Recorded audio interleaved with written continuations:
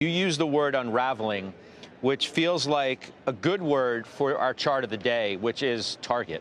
It's unraveling, that's for sure, because it had its biggest earnings miss in 2 years. They cut the full year forecast. It's a new low. It's the worst day since May of 22. Let's bring in Stephanie Link. She's going to join us now. So, you know, I don't know what you want to do with this one today, Steph, but just give me your reaction, I suppose.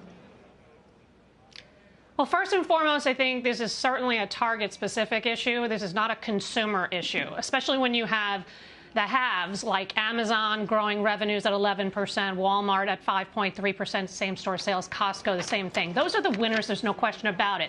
I did think Target was part of the winners. Clearly, they're not. They're losing share. There's no way to talk about it differently, right? And it does speak to the execution, lack thereof, and also just the lack of consistency. So I was nervous headed into the quarter, talked about it yesterday on Halftime with Courtney. Yeah. I was nervous because over the last 6 quarters, the company missed 4 times, and they met once and they beat once. Now add another miss. So what do you do? Look, there's not much good in this quarter. We talk about operating leverage all the time when margins go higher and revenues go higher, and you really see that draw down to the bottom line. Well, this exact opposite happened. I mean, their operating margins were 4.6%. Yeah. Hang on 2 seconds. I got some breaking news that I want to get to. I'll come back to you because I want to really know if you're going to sell the stock. I think our viewers want to know that. But I do have news today from Fed Governor Michelle Bowman, and it's really interesting news at that. She says, quote, inflation progress appears to have slowed. She sees great risk to price stability, the side of the Fed's dual mandate. Also possible, that we see deterioration in the labor market. So, you know, it's about as hawkish a view, I think, that we've heard from anybody associated with the Fed in some time.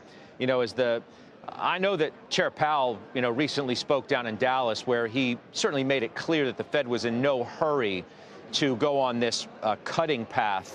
But I think most still think that we're going to get another rate cut in December.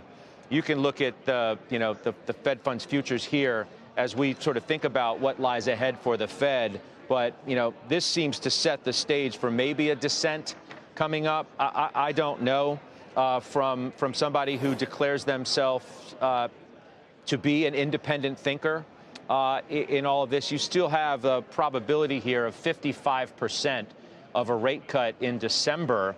But look at January going down to 14%. The idea being that, OK, the Fed will cut again in December, but then maybe all bets are off for the months that follow. And certainly Fed Governor Bowman throwing some cold water on the idea that, you know, a lot of cuts are coming because, as she says, inflation progress appears to have slowed. I just wanted to get those headlines out there, Steph, but I want you to answer our question of the day on this stock, Target, of course.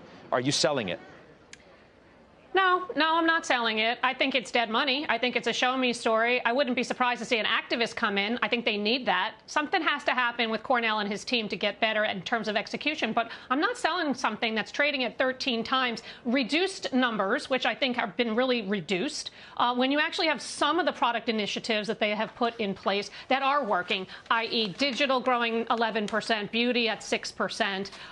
Traffic actually wasn't bad at 2.4%, Scott. It's the conversion of that. So I think as they make these changes to the product side of things, which they will, they're in the process of doing, I think they'll eventually get it right. But like I said, like last quarter was perfect. They beat, they raised, and then this quarter, how do you do that? How do you beat and raise one quarter and then just the very next quarter you miss across the spectrum? So it's a show me story. It's disappointing, but at the valuation where it is, I'm going to stick with it. All right, Steph, I appreciate you. Thanks. We'll talk to you again soon.